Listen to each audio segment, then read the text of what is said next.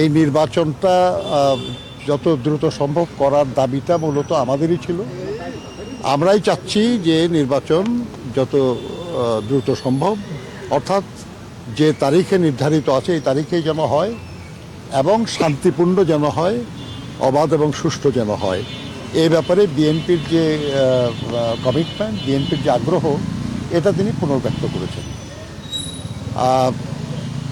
তিনি এটাও বলেছেন যে দেশের মানুষ দীর্ঘদিন নির্বাচনে অংশ নিতে পারে নাই, ভোট দিতে পারে নাই।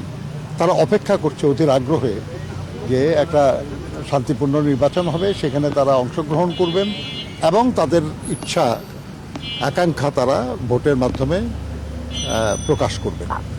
আমরা এটা জন্য আমরা অপেক্ষা করছি। নির্বাচনে আমরা সক্রিয়ভাবে অংশগ্রহণ করতে যাচ্ছি।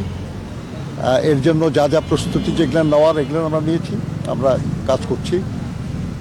এবং ইউরোপিয়ান ইউনিয়নের যে বাংলাদেশের উন্নয়নে যে অংশগ্রহণ এবং অবদান, উনি তার জন্য ধন্যবাদ জানিয়েছেন ইউরোপিয়ান ইউনিয়নের প্রতিনিধিদেরকে এবং তিনি আশা করেছেন, তাদেরকে অনুরোধও করেছেন যে আগামী দিনে ইউরোপিয়ান ইউনিয়নের যেন আরও বেশি সহযোগিতা করে